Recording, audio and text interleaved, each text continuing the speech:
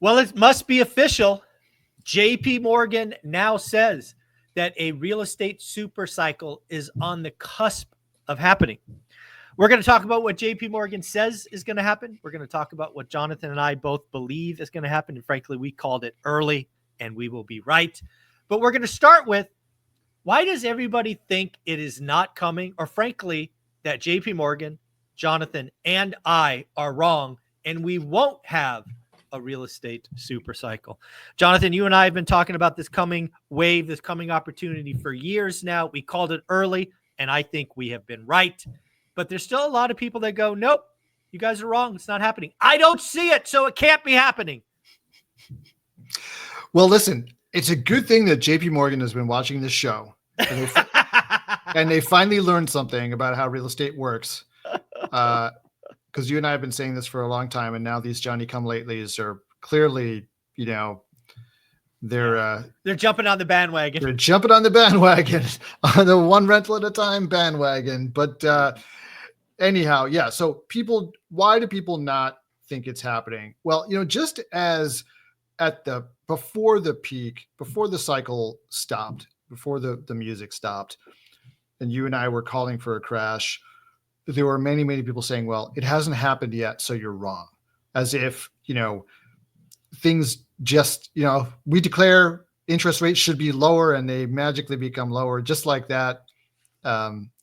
It just doesn't happen that way. These things are it's like a slow moving battleship. It takes a long time for these battleships to turn or stop or whatever, but you can see what's coming ahead. Like just while you're in the battleship, you can see those rocks up ahead and you're going to hit them. But you've got people on there saying, "Oh, it's fine. We haven't hit him yet. No worries." Right? I love that analogy, but it's even worse. You and I were on the ship with other people. We were looking at the rocks coming. We saw the captain was drunk off his ass, sitting on a lawn chair talking to some lady, and there was nobody in the thing. And we're like, "Dude, we are getting out of here. This is not going to end well." But everybody was still playing and like, "Oh, there's no problem." You and I are, on this other little boat getting away. So yeah, our captain was the guy who ran the ship into the bridge pier in Baltimore, right? So yeah, whatever, man. We saw it coming. Well, yeah. Okay, all right. Enough joking aside. So listen, so the thing is happening in slow motion, and what we've had is, there has been no pressure yet applied to sellers to sell their properties at a loss, and because of that, now there's a bunch of things that are happening as a result. Because of that, the market is just gummed up, right? Buyers are no longer willing to overpay for property on the hopes of future appreciation because they're looking at rent growth, it's way down. They're looking at supply, it's way up. They're looking at interest rates, they're way up. You cannot buy on a hope and a prayer the way that you used to. They want to buy on real numbers with a margin of safety. Now, that's not possible because the sellers are stuck with their pie in the sky numbers that they should have gotten if they had sold 2 years ago, or they're underwater and they're trying to figure out how to get back even and at least get their capital out or avoid a foreclosure. And so the market is just kind of stuck. Now, it's going to stay stuck. And so because it's stuck, a lot of people are like, well, there's no crash, right? Mm-hmm. Crash isn't happening. We'll just all sort of work our way out of it. It'll be a slow slog, but we'll all be fine in the end. But what is going to happen, and you and I have talked about this before, it just hasn't happened yet, is that lenders will eventually run out of patience. They will just decide, or the lenders will be forced by their own lenders. In the case of private equity, yep. They will just have to get out what capital they can so they can move on and reinvest it in something better, right? And once that happens, once people throw in the towel, then what you're going to see is a rush for the exits. Yes. Just like you had predicted and just like what happened in the great financial crisis. This time is different is not an investable strategy. You see this happening time and time again. It just takes time. So in the great financial crisis, the bottom, and I'm talking about commercial, right? So the commercial market didn't bottom out till about 2013. Right? So it's 5 years after the peak. And, right? and you know what's really interesting is again, I think everybody thinks the stuff collapsed together. As a buyer throughout that cycle, single family, aka residential, impacted first. The banks gave up first. There was no equity first. And frankly, in my market, residential was starting to heal as soon as 2010, 11. But at that exact time that residential was healing, then commercial started to collapse because this duration, this extend and pretend, this hope and a prayer, they finally gave up. So we were buying residential from like 2009 to 11, and then we were buying commercial 12, 13, 14. Right? It's like, guys, this it's not, first off, it's not the same. The people that say residential and commercial are the same are idiots who've never done a deal. Yeah, they're related, but they're in different phases. They're not Correct. tracking directly at the same time, right? So you'll see a similar wave pattern, but the commercial, they're out of sync with each other, right? So correct. So that's kind of the way, because the capital markets are drawing ultimately on the same capital markets, but there's a different analysis going into them. And the commercial property market is just way less liquid than the residential property market because you don't have a lot of, commercial buyers who have to buy, right? They may want to buy, they may need to buy to make money, but they don't have to buy. Right. Unlike, homeowners who really have to buy, they move, they whatever, or emotionally they're locked into buying, right? There's a lot of reasons other than probably most of the reasons that they're buying are not financial. And so it's a very different thought process that goes into the again, the other differences are, let's just talk about the difference between residential and commercial. First and foremost, the dollar value, right? A commercial loan is likely going to be, 4 or 5x bigger than a residential. There's going to be less of them. The equity positions will be different. And let's not forget that the borrowers also are a lot more sophisticated, typically, meaning they got a bunch of lawyers, right, that they can delay and all of that. So, the setup is just different. And you're absolutely right. The way functions may be similar, but they're so not in sync. Yeah. Right. And that's how I was able to time getting out of resi when it's high and, commercial when it's low. And I'm calling my shot. I'm going to try to do it again in 26, right? And sell when resi's high and commercial's low. Yeah. And it's coming in commercial. And, so I was mentioning before we started that I did a post on LinkedIn yesterday about why lower interest rates are not going to help the commercial market. It's not that they won't, it's not like they won't help it, but they're not going to solve the problem. Not going to save the day. And then in response to that, someone posted a really interesting analysis that his company had done, which suggests that commercial property has about another 20%. He's talking about multifamily, has about another 20% to fall based on the spread, the historical mean spread over the last 15 years between the federal funds rate and cap rates on multifamily. And traditionally, or at least over the last 15 years, so that includes the crash and the run up, it's about 3.3%. So 330 basis points, more or less, of spread.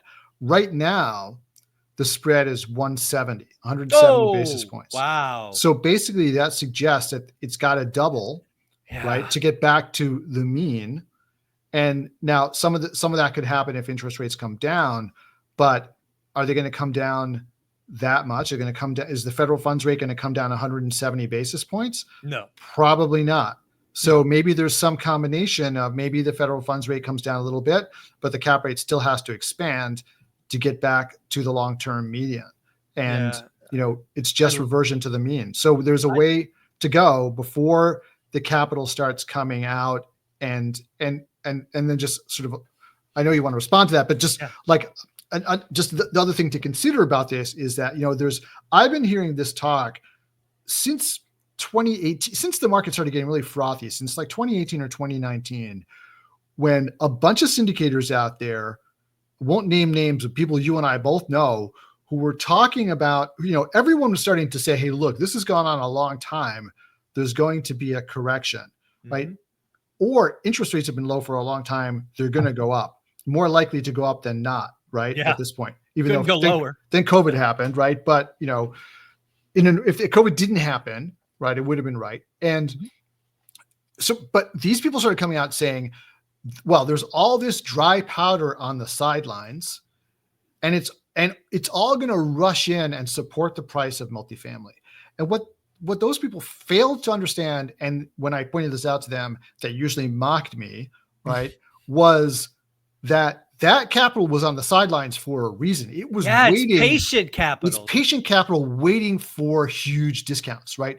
It was sitting there growing and growing and growing, so that when those guys overpaid and then their multifamily dropped by 50%, those guys were going to come in and buy it from them for pennies on the dollar. That's what it was waiting for. It wasn't waiting for a 5 or 10% discount. No. Now that capital is all still on the sidelines, and it's actually going away. I was reading the other day that capital is being siphoned off to other things. It's not waiting around for multifamily anymore. It's like going into whatever it's going into, treasury bills or whatever, because it can earn money. You there. Get 5% in a 10-year treasury or whatever. And so all those funds that had raised all this money, they've had to give it back because the opportunities aren't there. So that now it's just because they're early, though. Those opportunities are going to come, but they're not going to come for another couple of years, most likely, until this extend and pretend runs its course and the lenders just throw in the towel. Okay. So now you wanted to respond to that. Yeah. Well, I think this, I'd love to read that analysis, the 20%. I agree with it. I mean, I think I've said over the last month or two that Class A multifamily is starting to retrade and unlock at about a 25 to 30% discount, which is a net good thing, but it's also a signal that Class B and Class C need bigger discounts. Exactly. Right? People don't understand that if you can get a Class A for a 30% discount, Class B at a minimum is 40 or 45, and Class C is north of 50. Yeah. Those things are gummed up and not moving, but it will eventually. And yes, and here's the thing too. I mean, I'm glad you brought this point up, because one of the things that happened when money had no cost was that, so usually you have a risk premium between Class A, Class B, and Class C. And you also have a risk premium between A markets, B markets, and C markets. Yes, in tertiary. So you can actually draw yourself a 9-place grid, right? With up in the upper left, you've got, A property in A markets, and you've got A property, B markets, C markets, and then you've got, and then the different classes, right? So you have A property in A market up here, and you got C property and C markets down here.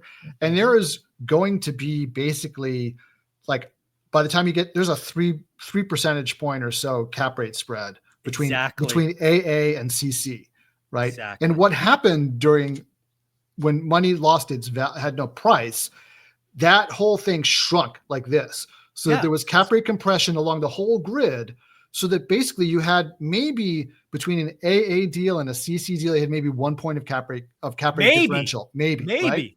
Yeah. And then you had people going and overpaying for those because they were saying, well, we're going to do, because cap rates are so low, we're going to do a value add.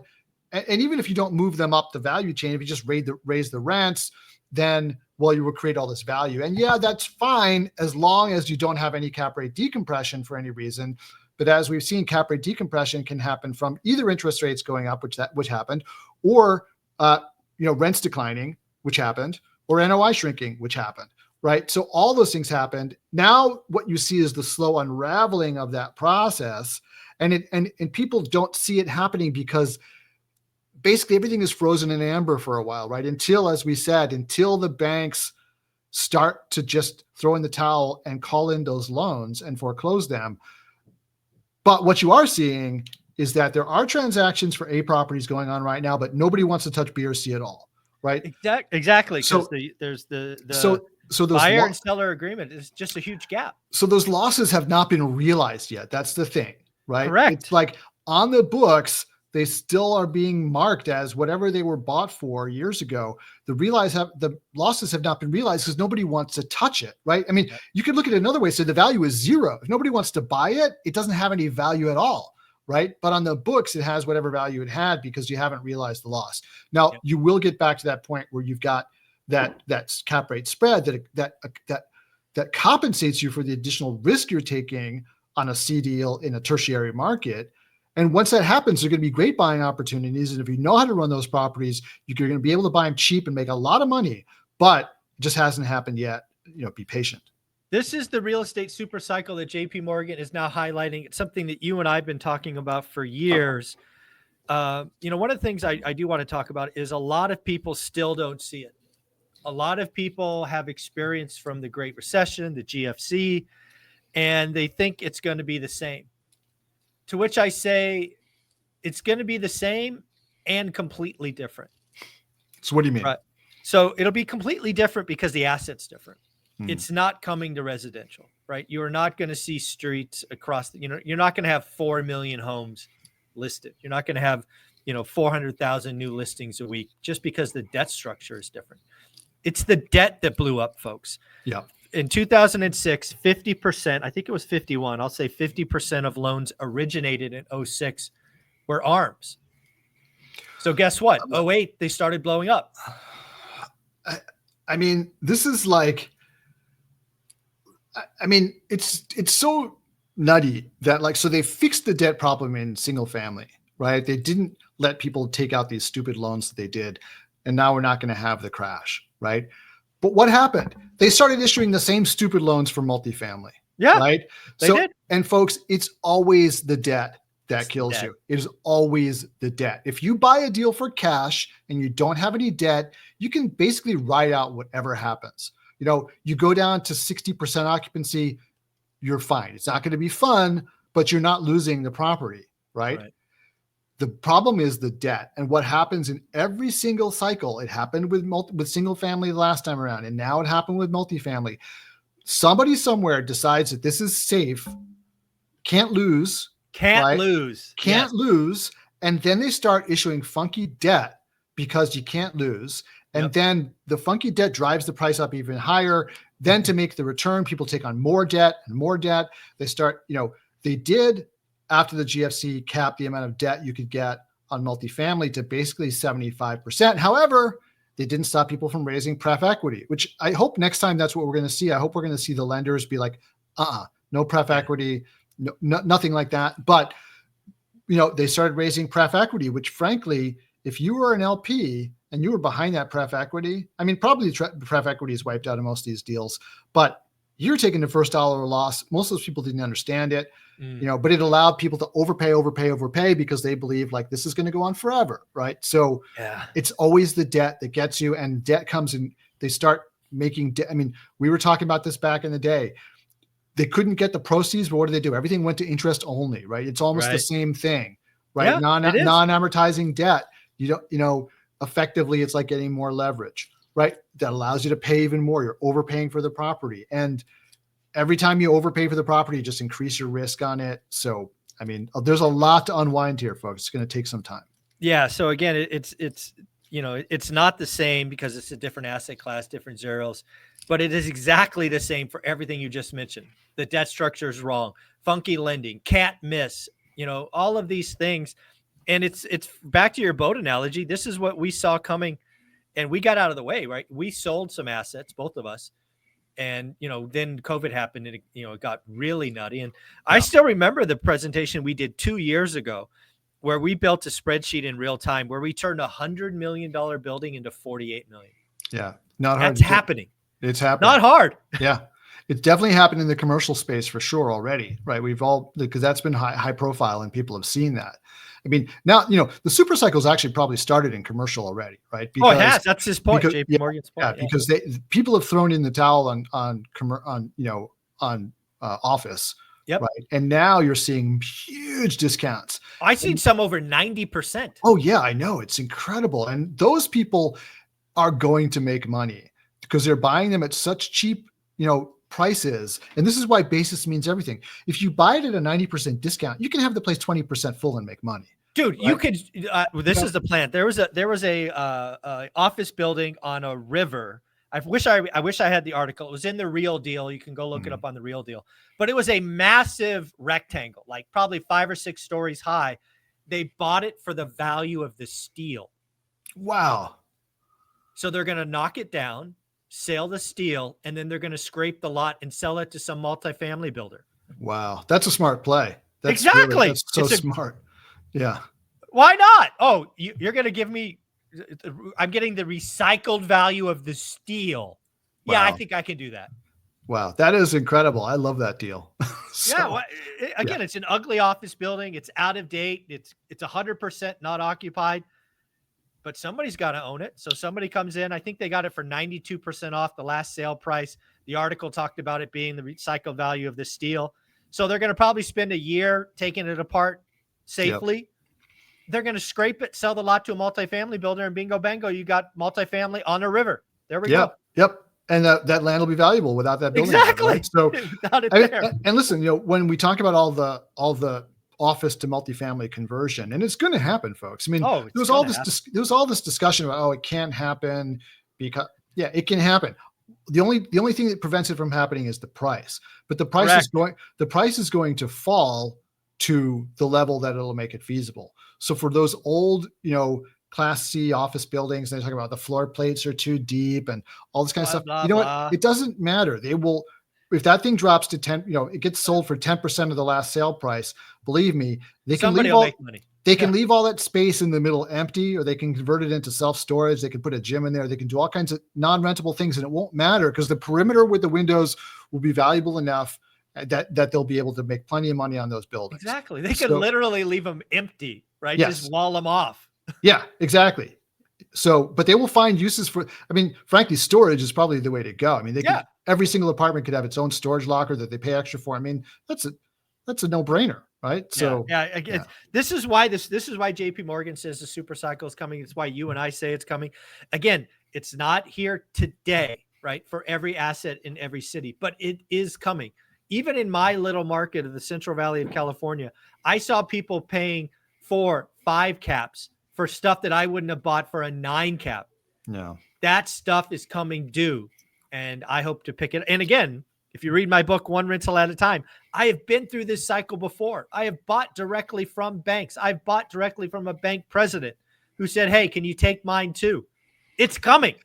Yeah. And listen, if you are watching the show and you're thinking like, man, it's tough to do deals right now. And it is. If you're in commercial like I am, it is not easy to do deals right now. Right. So but I'll tell you what you should be doing, because this will bottom out and you want to be ready for it to bottom out. Right. So now is the time to be going out there, talking to other people and be really excited about what's coming, and just tell them frankly, like, listen, I don't know exactly when this is going to happen, but I can guarantee you it's going to happen within the next 3 to 5 years.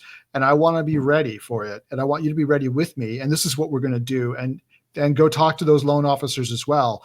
Get all those ducks in a row. So listen, you may not be able to leave your W-2 tomorrow to pursue this because the deals aren't there. But if you start planting the seeds now, start getting some capital saved up of your own on the side, start talking to other investors, you are going to be one of the people who changes the trajectory of your entire family. Oh, perhaps for generations. Well, that's what I mean. Yeah, for generations by getting in at the bottom of this, right? So start thinking strategically about this really hard, because you do not want to miss this opportunity. Yeah. And again, and frankly, it has to come. Yeah. And again, I want to make a connection, because again, one of the things I hear a lot about today is, there's the bankruptcy cycle is picking up, right, in small business.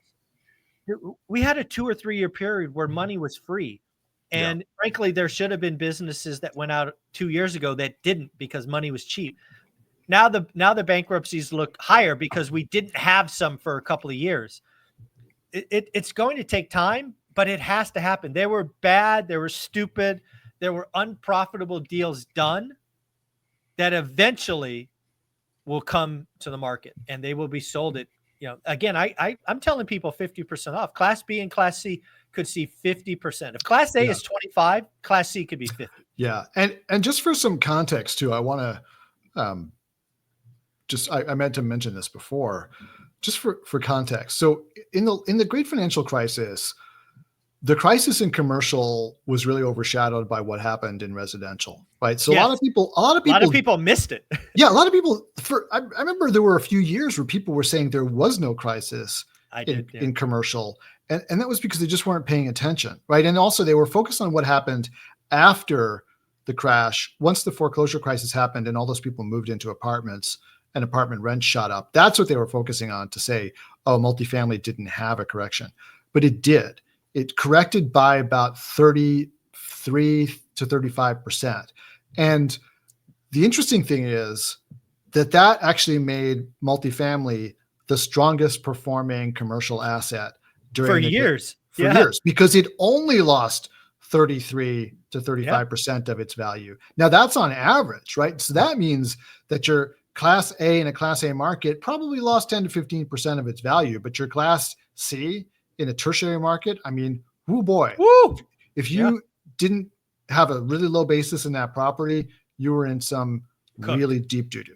So, and that's going to happen again because the prices were even higher. There wasn't a bubble. That's the thing. There wasn't a bubble in commercial the last time there around. Wasn't funky debt. It wasn't, it was real debt. It was like, hey, 70% LTV. Yeah. There wasn't a bubble in multifamily like there was this time around.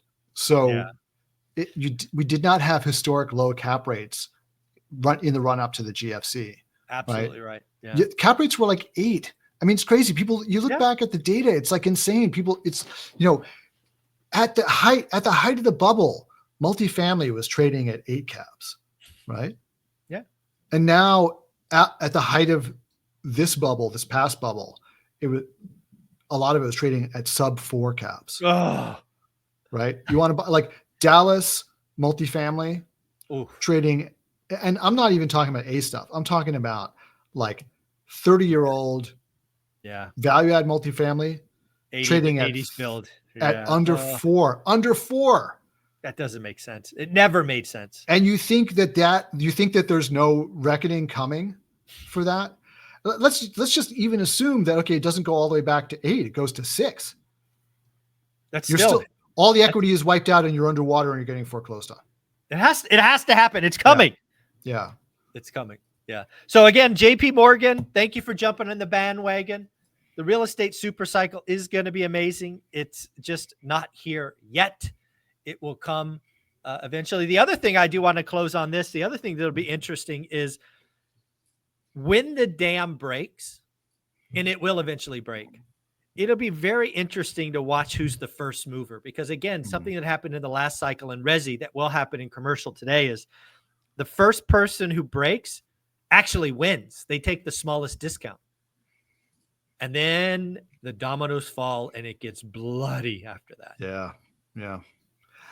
I mean, what do you think about like the banks? I mean, I'm thinking like we're going to have another like S&L type crisis, or, it's going to be really bad because there will be hundreds of banks that are forced to, merge with stronger banks, hundreds, because again, this is going to be very much a regional.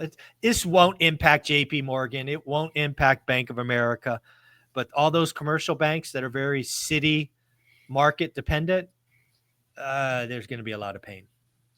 Yeah. And then look, and here's another thing that's going to sort of depress prices further is that next time around, those folks are not going to be so eager to lend, right? Or it's going to take them a long time to get around to lending on commercial property again. So a lot of these, a lot of